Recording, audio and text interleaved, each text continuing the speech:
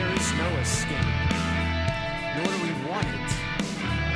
We've come to thrive on it and each other. You can't get the adrenaline pumping without the terror, good people. Hey, what's going on, guys? Christian Hanna here. Today, we're going to talk about Behind the Sightings.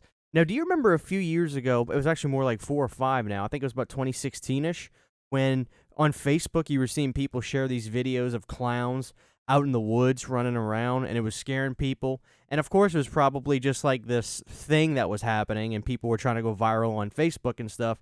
But there was a real creep factor to that. Clowns running around in the woods, running around in the backwoods of small towns and just stalking people. And then I heard about Behind the Sightings. Now, this was years ago, and the little teaser trailer they did for it was awesome. I was like, oh man, this is going to be freaky. This is going to be scary. This is going to be a fun found footage movie. And then like a year and a half goes by, 2 years goes by, I don't see anything about it. It just disappeared. And I was like, what happened to Behind the Sightings? Sure enough, I did some research about a year ago, and I found out that there was some kind of problem with the money, with the producing, and the film got set into a vault. Well, it finally got figured out, and the movie got released, Behind the Sightings, and I was eagerly anticipating Behind the Sightings. So let's get right into it. So Beyond the Sightings starts out with a couple, a guy and a girl, and they're all about exploring this mystery. They want to do a documentary about it. They want to set sail into these towns where these clown pandemics are happening and try to get video footage of said pandemics and these clowns just hiding out at night. And the relationship between the two of them seemed pretty good. I mean, this being a found footage movie, you can kind of go one or two ways. Sometimes it's going to be super, super, super lo-fi, bad acting, and sometimes your performances are just really good in these movies. Well, the couple in this movie were pretty darn good. They had a good relationship. They seemed very real. They talked very real. Their dialogue was very relatable and understandable. So I thought we were off to a really good start. Unfortunately, that's about where it ends. Now, I take no pleasure in giving this movie a bad review, but I also can't lie to myself, and I told you guys I was reviewing this film. Behind the Sightings goes out of its way to kill any sense of dread and suspense that it could possibly have, and I don't necessarily think it's much of a budget issue. For instance, when we start to get this movie rolling and we go out into the woods, they do everything as predictable as humanly possible, and that's going to kill half of the vibe right then and there for me. When we go to the woods of this town that they wanted to go search for, you do the big Blair Witch type setup where the people in the town are talking about, oh yeah, I saw one down at this road, or hey, I saw this one, or oh, I don't think it's a big deal. They really homaged the Blair Witch Project in a sense when they get to the town where these clowns are supposed to have been sighted. And when they get into the woods at night, it is as predictable, as layman as possible, and that really broke my heart.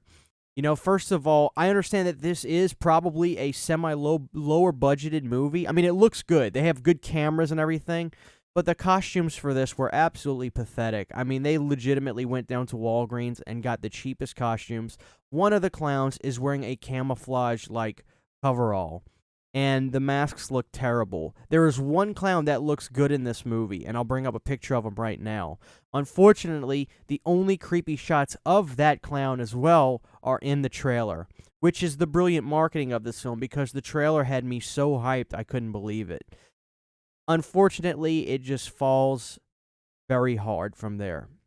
And I take no pleasure in saying this because I really, really wanted to like Behind the Sightings. I thought being able to go to a movie about a clown pandemic of clowns being spotted in the woods were going to be, you could do so much stuff. But they did not avert expectations at all. They went exactly for the, I don't see anything, clown at the side of the window. When you see it, you just saw it all coming 2 miles ahead. The suspense of the chase scenes are very lackluster, unfortunately. There is just no good timing to it. The camera work has that sloppily edited kind of jarring running thing, which isn't that much of a problem, except for the fact that they had to go the extra mile and do that silly thing where it digitizes the screen like the demon is taking over the camera, so to speak, except it shouldn't be doing that because it's just clowns chasing them. And things start to make less sense as the movie goes along. For instance, one of the clowns gets their hands on our main character, the husband, and then just lets him go, which makes even less sense by the end of the movie. Spoiler alert: when they kill the husband, and when I say he lets him go, I mean he completely just gets off of him and walks away. So it makes no sense, quite frankly. I'm not saying that this movie needs to make perfect sense, but the story just gets really ill done. I mean, it just didn't really make a whole lot of sense. I was very, very unhappy with this, guys. I know that's probably weird coming from me. I don't typically give bad reviews, but I just wanted to be honest for once because I really wanted to like this film. The marketing was brilliant for this film. The trailer was brilliant. There is absolute no atmosphere in this, quite frankly, because one of the main scenes in the film is shot footage of the clowns like invading a gas station, and it goes on way too long. You have to sit there and just watch it. There's no suspense to it whatsoever. It's silly, it's goofy, but it's still supposed to be portrayed as serious and scary, and it just doesn't work. It really just doesn't work.